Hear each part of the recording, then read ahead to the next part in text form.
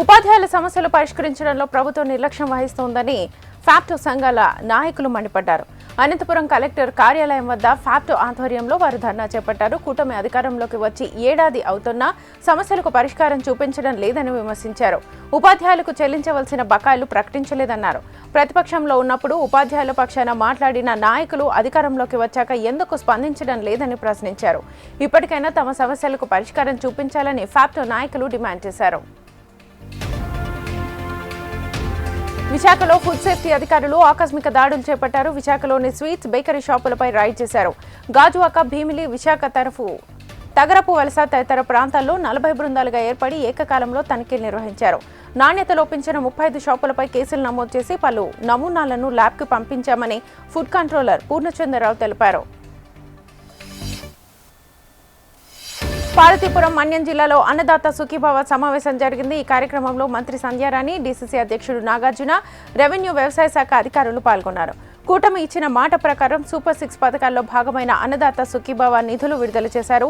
వారం వ్యవధిలో ఒక్కో రైతుకు 7,000 రూపాయలు వారి బ్యాంకు ఖాతాల్లో జమ అవుతాయని మంత్రి తెలిపారు. 3 నీటి ప్రాజెక్టుల ద్వారా రైతులకు సాగునీరు అందిస్తున్నామన్నారు. వ్యవసాయ రంగంలో చంద్రబాబు అనేక విప్లవాలు తీసుకొస్తారని స్థానిక మంత్రి గుమ్మడి సంధ్యారాణి పేర్కొన్నారు. గాజువాకలో అన్నదాత సుఖీభవ నిధులను విడుదల చేశారు. ఈ కార్యక్రమంలో జిల్లా ఇన్ఛార్జ్ మంత్రి డోలా వీరాంజనేయ స్వామి పాల్గొన్నారు. రాష్ట్ర చరిత్రలో మరిచిపోలేని పథకం అన్నదాత సుఖీభవ అని వారు పేర్కొన్నారు. మొదటి విడత కింద గాజువాకలో 570 మందికి రైతులకు లబ్ధి చేకూరింది. స్వర్ణాంధ్ర సాధనకు అన్ని విధాలా కృషి చేస్తామని పేర్కొన్నారు. ప్రత్యేక జీవోలతో భూముల క్రమబద్ధీకరణకు చర్యలు చేపడతామని మంత్రి డోలా అన్నారు. రాజోలు మండలం శివకోటిలంకలో రైతులు ఆందోళన చేపట్టారు. సొసైటీ భూముల దగ్గర దారి కోసం కేటాయించిన స్థలాలను ఆక్రమించారంటూ రైతులు నిరసన చేశారు. పేదవారికి ఇచ్చే ఎస్టీ సొసైటీ భూములను నేతలు ఆక్రమించుకుని మట్టిని అక్రమంగా తవ్వుకొని పోతున్నారని రైతులు తెలిపారు. ఇదేంటని ప్రశ్నించిన వారిపై తప్పుడు కేసులు పెట్టి బెదిరిస్తున్నారని రైతులు ఆవేదన వ్యక్తం చేశారు. సొసైటీ భూముల్లో జరుగుతున్న అవకతవకలపై తక్షణమే ఉన్నతాధికారులు స్పందించి చర్యలు చేపట్టాలని సొసైటీ సభ్యులు అధికారులను వేడుకుంటున్నారు. నెల్లూరు జిల్లా ఆత్మకూరు ఇంజనీరింగ్ కళాశాలలో జరుగుతున్న జాబ్ మేళా ముగిసింది. ఈ కార్యక్రమంలో మంత్రి ఆనం రామనారాయణ రెడ్డి, ప్రభుత్వ సలహాదారు సతీష్ పాల్గొన్నారు. జాబ్ మేళాకు 3,500 మంది పాల్గొనగా 1,200 మందికి ఉద్యోగ అవకాశాలు దక్కాయి. దాదాపు 100 కంపెనీలు జాబ్ మేళాలో పాల్గొన్నాయి. విద్యార్థులు లక్ష్య సాధనతో ముందుకు సాగాలని, సవాళ్లను అధిగమించి ఉన్నత శిఖరాలను అందుకోవాలని యువతీ యువకులను మంత్రి ఆనం సూచించారు.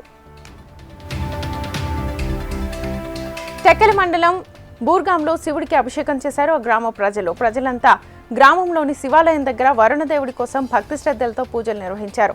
అనంతరం గ్రామంలోని మంచినీటి చెరువు నుంచి మహిళలు, యువకులు, గ్రామ పెద్దలు 108 బిందెలతో శివలింగంపై నీళ్లు పోసి వర్షాలు కురవాలని, పంటలు పండాలని ప్రార్థించారు.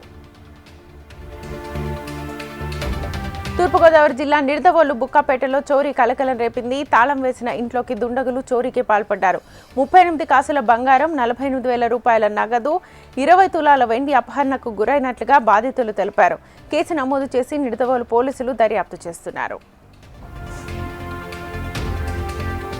విజయవాడ ఎన్టీఆర్ భవన్లో కూటమి నేతలు ఎంపీ కేశినేనికి జన్మదిన వేడుకలు నిర్వహించారు. బర్త్డే కార్యక్రమానికి హాజరైన టీడీపీ నాయకులు, కార్యకర్తలు కేశినేనికి జన్మదిన శుభాకాంక్షలు తెలిపారు. ఈ సందర్భంగా రోడ్ల అభివృద్ధికి సహకరించిన కూటమి ప్రభుత్వానికి ఎంపీ కేశినేని ధన్యవాదాలు తెలిపారు. అమరావతితో పాటు విజయవాడను అభివృద్ధి చేసేందుకు జిల్లా ఎమ్మెల్యేలు, నాయకులతో కలిసి కృషి చేస్తామని అన్నారు.